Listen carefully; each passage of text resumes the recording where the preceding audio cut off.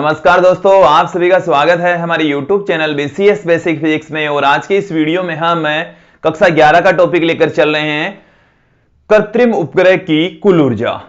देखिए दोस्तों, जो उपग्रह होते हैं वो ग्रहों के चारों ओर चक्कर लगाते हैं और पृथ्वी का जो प्राकृतिक उपग्रह है वो चंद्रमा है, जबकि कृत्रिम उपग्रह जो मानव द्वारा निर्मित होते हैं वो निश्चित ऊंचाई पर चक्कर लगाते हैं।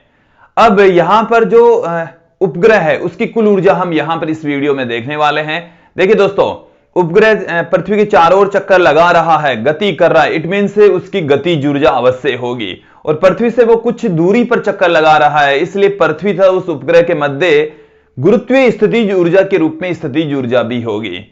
इसका अर्थ यह हुआ कि जब कोई उपग्रह अपनी कक्षा में चक्कर लगा रहा होता है तो उसकी गतिज ऊर्जा तथा स्थितिज ऊर्जा दोनों ऊर्जाएं होती है, और किसी उपग्रह की कुल ऊर्जा गतिज ऊर्जा तथा स्थितिज ऊर्जा के योग के बराबर होती है। दोस्तों, तो यहां पर आप देखेंगे कि उपग्रह की कुल ऊर्जा कितनी होती है। इसके साथ में हम इस वीडियो में देखेंगे कि किसी उपग्रह की बंधन ऊर्जा क्या होती है। सर्वप्रथम हम देख लेते हैं किसी उपग्रह की कुल ऊर्जा कितनी होगी। तो किसी उपग्रह की कुल ऊर्जा उसकी गतिज ऊर्जा तथा स्थितिज ऊर्जा के योग के बराबर होती है।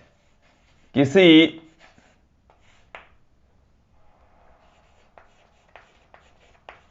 उपग्रह की कुल ऊर्जा उसकी स्थितिज ऊर्जा एवं गतिज ऊर्जा के योग के बराबर होती है, इसका मतलब यह हुआ है कि किसी उपग्रह की जो कुल ऊर्जा है वो उसकी काइनेटिक एनर्जी और पोटेंशियल एनर्जी की योग के बराबर होती है। दोस्तों, यहां पर हम कंसीडर कर लें कि हमारे पास में जो उपग्रह है वो स्मॉल r त्रिज्या के वृत्ताकार पथ पर या दीर्घ वृत्ताकार पथ पर चक्कर लगा रहा है। उपग्रह का द्रव्यमान स्मॉल m कंसीडर कर लेंगे। देखिए क्या होता है, हम यहां पर कंसीडर कर लेते हैं कि जो उपग्रह है वो पृथ्वी के चारों ओर, ये पृथ्वी है, चारों ओर स्मॉल r त्रिज्या के वृत्ताकार पथ पर चक्कर लगा रहा है, और इसकी जो वेलोसिटी होती है वो v, द्रव्यमान m। और यहां पर आप देखेंगे कि इस उपग्रह की कुल ऊर्जा कितनी है। ये हमारे पास में उपग्रह है। दोस्तों, इस उपग्रह की कुल ऊर्जा इसकी गतिज ऊर्जा तथा स्थितिज ऊर्जा की योग के बराबर होती है, जिसको हमने इक्वेशन नंबर 1 में दिखा दिया है, पुट कर दिया है। माना स्मॉल m द्रव्यमान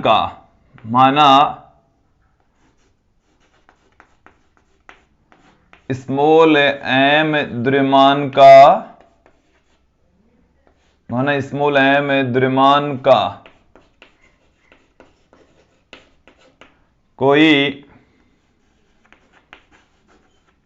कृत्रिम उपग्रह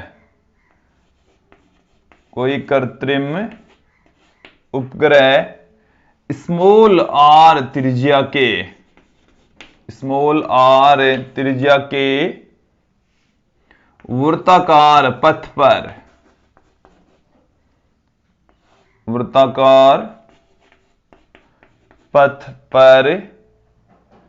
v0 वेग से चक्कर लगा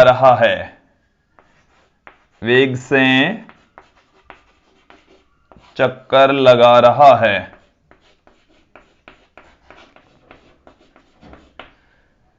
तो उपग्रह की गतिज ऊर्जा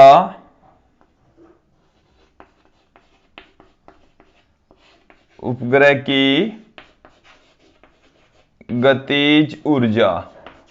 की जो गतिज ऊर्जा है दोस्तों वो होती है 12 mv²। तो यहां से आप देखेंगे 1/2 m v के स्थान पर आ जाएगा v0²।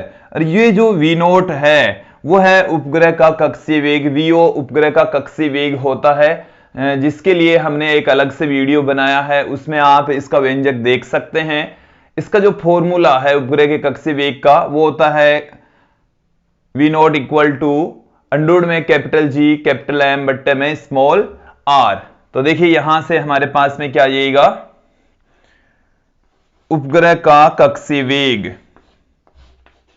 उपग्रह का कक्षीय वेग, कक्षीय वेग का सूत्र हम देख चुके हैं, पढ़ चुके हैं। v नॉट इक्वल टू हम जानते हैं कैपिटल G कैपिटल M बट्टे में स्मॉल r।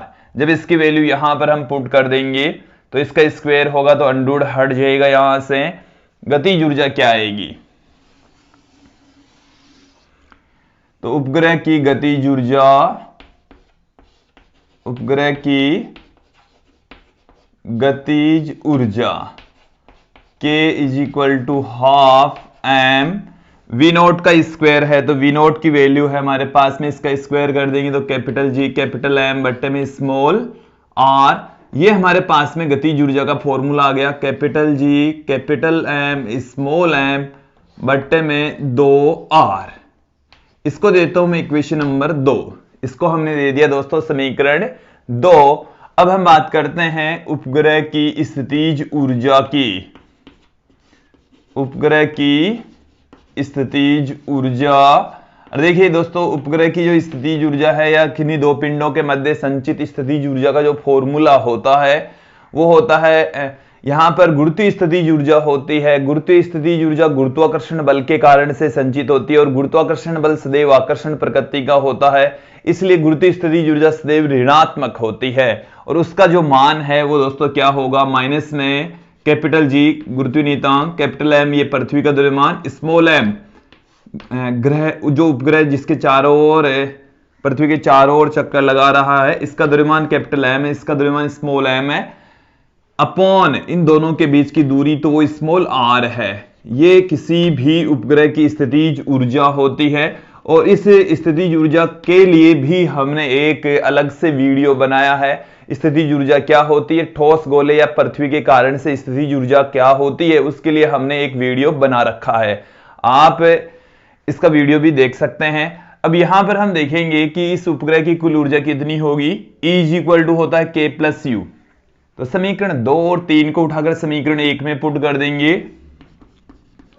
समीकरण 2 व 3 को समीकरण 1 में रखने पर, 2 व 3 को समीकरण 1 के अंदर रख देंगे, क्या आ जाएगा, E is equal to K का मान कितना है, capital M capital G capital M small m बट्टे में 2 और U का मान कितना है, माइनस में capital G capital M small m बट्टे में R।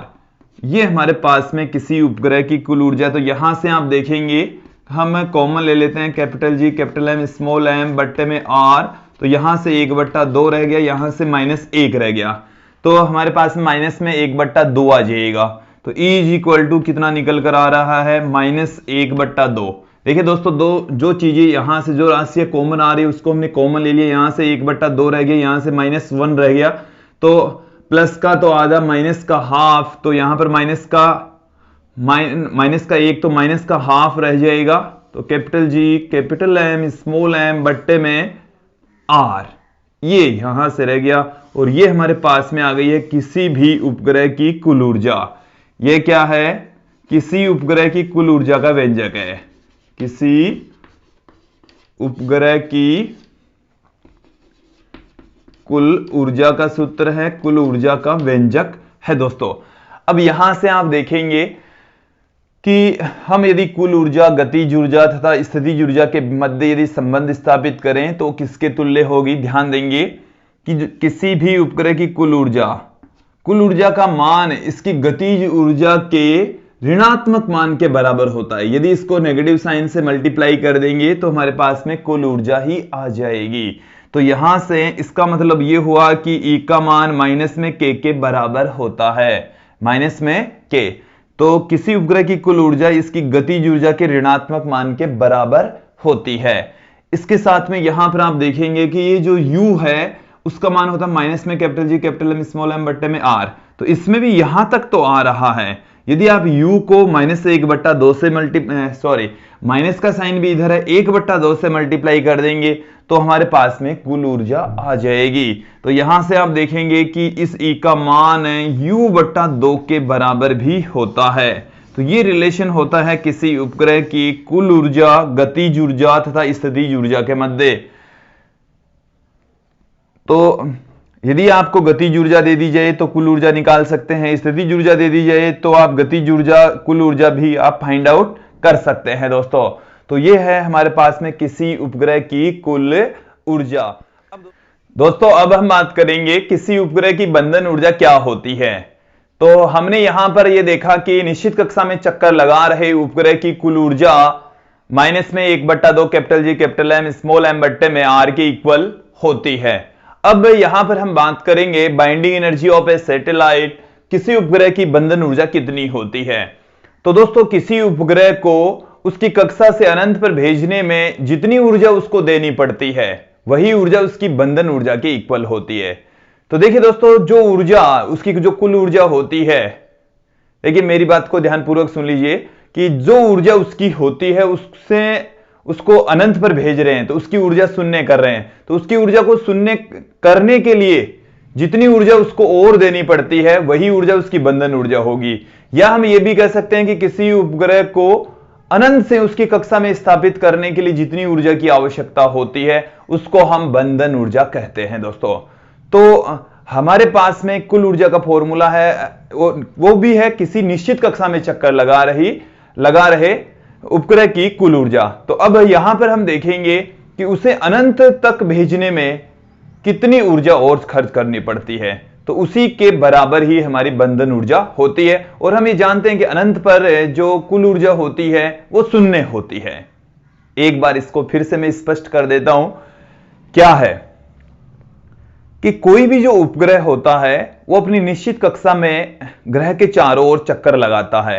अब ग्रह के चारों ओर चक्कर लगा रहे उपग्रह की कुल ऊर्जा -1/2 capital G capital M small m बट्टे में R के इक्वल होती, ये हमने फाइंड आउट कर ली। अब उस उपग्रह को अनंत तक भेजने में जितनी भी ऊर्जा हमें और देनी पड़ती उसी को ही हम बंधन ऊर्जा कहते हैं। या हम दूसरे तरीके से भी कह सकते हैं कि अनंत से किसी उपग्रह को उसकी निश्चित कक्षा में स्थापित करने के लिए जितनी ऊर्जा देनी पड़ती है उस ऊर्जा को भी हम उपग्रह की बंधन ऊर्जा कहते हैं। देखिए दोस्तों, अनंत से लाने में जो ऊर्जा खर्च करनी पड़ती है या अनंत तक भेजने में जो ऊर्जा खर्च करनी पड़ती है उसी को ही हम कहते हैं उपग्रह की बंधन ऊर्जा। अनंत पर ऊर्जा का मान शून्य होता है, इसलिए अनंत से लाया जाता है या अनंत पर भेजा जाता है। तो यहां पर हम देखेंगे कि किसी भी उपग्रह की बंधन ऊर्जा कितनी है। हम क्या जानते हैं? हम जानते हैं किसी उपग्रह की कुल ऊर्जा। हम जानते हैं किसी उपग्रह की कुल ऊर्जा। किसी उपग्रह की जो कुल ऊर्जा होती है वो होती है E = माइनस में capital G capital M small m बट्टे में 2R के बराबर। अब बंधन ऊर्जा क्या होगी? इस ऊर्जा को शून्य कर दें। तो यदि ये जो ऊर्जा है बाइंडिंग एनर्जी को हम EB से पुट करेंगे तो इस ऊर्जा को हम शून्य कर दें, इतनी ऊर्जा इसको और दे देंगे।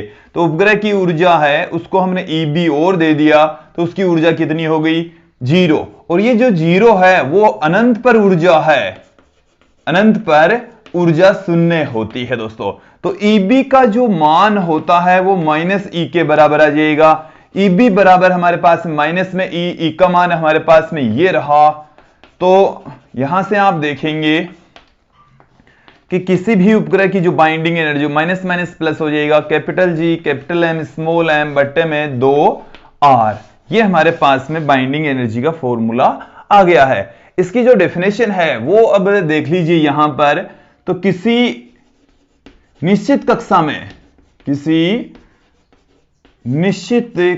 में चक्कर लगा रहे, किसी निश्चित कक्षा में चक्कर लगा रहे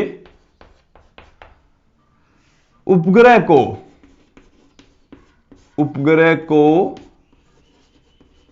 अनंत तक भेजने में, अनंत तक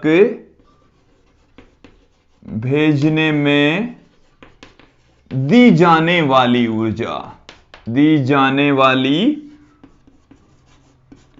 ऊर्जा उपग्रह की बंधन ऊर्जा कहलाती है। उपग्रह की बंधन ऊर्जा कहलाती है, बंधन ऊर्जा कहलाती है दोस्तों।